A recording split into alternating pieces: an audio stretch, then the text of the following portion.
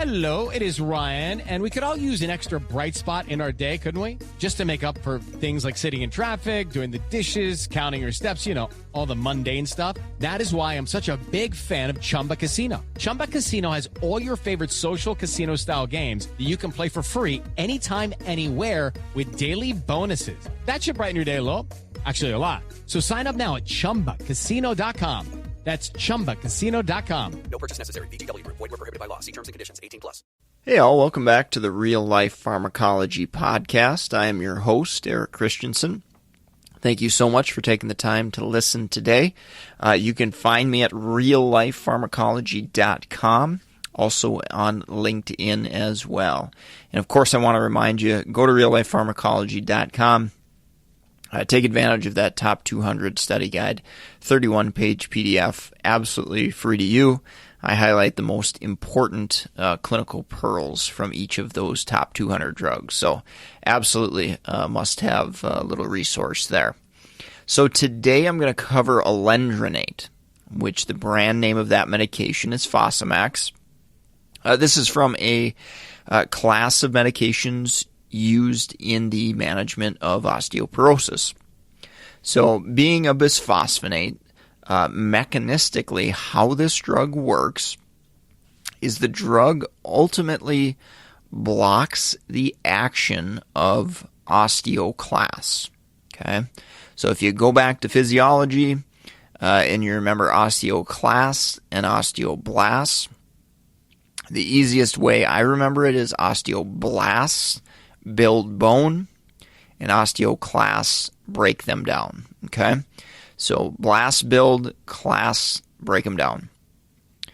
Now, by inhibiting osteoclasts, we're essentially inhibiting that breakdown of the bone, sometimes called decreasing bone resorption. And that's going to ultimately increase bone mineral density, which makes your bones stronger, obviously, and helps fight off some of the negative aspects of osteoporosis. So that's how the drug works. With administration, this is probably one of the most important patient education points. And this is definitely what I see patients get tripped up on or forget about most often is how to administer the drug.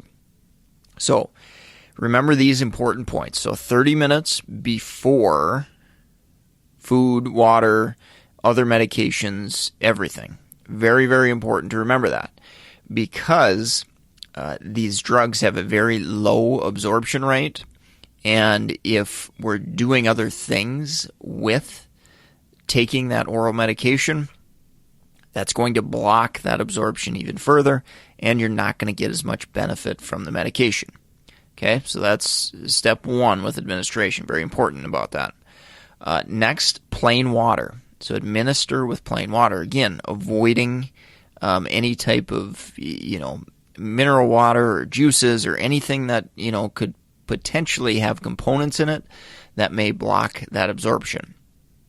Next thing to remember, patients need to remain upright after they take this dose for at least 30 minutes. Also, as well as until they start to intake food for the first part of their day. Okay, so don't lay down for at least 30 minutes and until after you've eaten. So if they get up, they take it, and they're sitting, standing for an hour, 2 hours, whatever. That's great before they eat. That's all well and good, but make sure that they eat if they go lay back down. Now, the likelihood of patients doing that once they're up for the day is probably pretty low, but I think it is an important point to certainly remember. So hopefully that made sense in the way I explained it there. Be very careful with medications that also require, or often it's recommended, to have early morning administration time. So there's two that come to mind that I've seen co-administered with bisphosphonates like Alendronate many, many times. So thyroid pill and PPIs. So those often are administered early in the morning, before meals, that type of thing. definitely pay attention to that if a patient's on that and make sure they have a process in place to avoid co-administration there. All right, so let's move on and talk about adverse effects. So the first one I want to talk about, we can tie this in to why a patient needs to remain upright. Alendronate and the oral bisphosphonates, they increase the risk significantly for esophageal irritation, potential for ulceration if it's severe enough. So very, very important to remember that. Also looking at your patient's history. Do they have severe esophagitis? Do they have esophageal strictures? Do they have significant GI bleed or ulceration history? Very important to take a look at that and make sure they're a candidate for an oral bisphosphonate, or it's going to work for them, or if we need to maybe consider other injectable bisphosphonates or whatever else we might consider for that specific patient. So very, very important to remember that adverse effect. And if you teach the patients why we need to remain upright after taking the dose, that can help you remember that adverse effect. There are some electrolyte changes that can happen on account of alendronate. So lower calcium, it makes sense if we're not taking calcium out of the bone. We might have a lower amount of calcium in the bloodstream. So it's important to remember that. Also some, potentially non-significant, usually non-significant changes in phosphorus or phosphate levels as well. Other kind of rare stuff with bisphosphonates and alendronate, atypical femur fractures can happen. So this is a situation where if that happens, it's probably a point at which you'd stop and reassess that therapy and see, are they benefiting from this therapy? Do we believe this atypical fracture is likely on account of the bisphosphonate? And kind of reassess from there with kind of each individual patient. And similar, osteonecrosis of the jaw. Very, very controversial, extremely, extremely rare. That's important to remember because patients will definitely look that up on the internet and see that is a potential adverse effect. There are some risk factors, and I won't go through them all, but oral surgery is one. Cancer, also treatment of cancer, potentially with certain chemotherapy agents, can potentially increase that risk for osteonecrosis of the jaw. Now, there is one recommendation that I have seen floating around and used out there from different organizations, and that's the recommendation if a patient is at risk or if a patient's having an invasive dental procedure or something, to potentially hold the bisphosphonate for a couple of months, for example. I'm not aware of any evidence, at least at this point, that actually does help. It may make the providers feel better for sure, but again, there may be new evidence that comes out about this, but I haven't seen any saying that absolutely helps or lowers the risk. And again, this is so rare that it is kind of difficult sometimes to study that.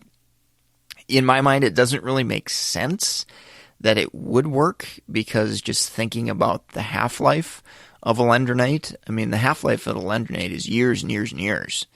And, by holding it for a couple of months, I don't think it would, alter significantly the potential of that drug being totally out of the body. So that's just kind of my logical thought process, but keep in mind, double check the literature. Things change over time. But definitely keep that in mind, because that is something patients and providers have asked me before for specific opinions on that. Dosing, 70 milligrams once a week. It's important with weekly dosing to remember those odd intervals and ensure that patients are actually taking the medication. Okay, this is, again, another medication where it's like you don't get any noticeable benefit from after taking the medication. It's not like a pain relieving medication where you take a med and the pain goes away. So sometimes that's a little bit harder for patients to remember to take those because there's nothing really prompting them to take it. So with that, let's take a quick break and we'll cover drug interactions. If you're in the market for pharmacist board certification study material, if you're looking for books on clinical pearls and kind of leaning into your education on how to manage medications, definitely go check out meded101.com/store. If you're a pharmacy student, we've also got content there. If you're preparing for NAPLEX, absolutely go check out the links there to all that content. As far as our pharmacist certification study materials, we've got BCPS, BCACP, BCMTMS, and BCGP as well. So go support the sponsor, meded101.com, and help keep this podcast free and educational for all to enjoy. All right, so let's finish up on drug interactions. So there aren't a ton of drug interactions with bisphosphonates, and alendronate specifically. The one that's going to come up most often and why we educate our patients to take it by itself are binding interactions. We don't want to take any meds with alendronate because it's going to reduce absorption and essentially make the drug ineffective. So that's very, very important, first and foremost. As far as drug interactions go, that's what you certainly should think of. From an adverse effects perspective, I do think about GI irritation, so patients at risk for that. Maybe they're taking NSAIDs or aspirin or something. Patients already at risk for that, where we can have those additive effects of alendronate adding on to GI irritation from an NSAID, for example. And then, lastly, I did mention kind of in osteonecrosis, there are certain potential medications that can increase that risk. Again, very, very rare, very uncommon. But if you have a patient that's on chemotherapy, being actively treated for cancer, there are certain agents that can or have been associated with an increased risk of osteonecrosis. So those are a few drug interactions, not a ton, again, with alendronate and the class of bisphosphonates in general, but I think some important ones to consider and take note of. So with that, I'm going to wrap it up today. If you enjoyed the podcast, found it helpful, definitely leave us a rating, review on iTunes or wherever you're listening. Go subscribe, sign up, get emails when we got new podcasts available, and we'll also get you that free 31-page PDF of important clinical pearls with the top 200 drugs. You can track me down at reallifepharmacology.com, or LinkedIn is probably the best social media platform that I'm most active on. Eric Christensen, PharmD, BCGP, BCPS. Signing off for today. Thanks so much for listening. Take care and have a great rest of your day. Lucky Land Casino, asking people, what's the weirdest place you've gotten lucky? Lucky? In line at the deli, I guess? Aha, in my dentist's office. More than once, actually. Do I have to say? Yes, you do. In the car before my kids' PTA meeting. Really? Yes. Excuse me, what's the weirdest place you've gotten lucky? I never win and tell. Well, there you have it. You can get lucky anywhere, playing at LuckyLandSlots.com. Play for free right now. Are you feeling lucky? No purchase necessary. Void where prohibited by law. 18+. Terms and conditions apply. See website for details.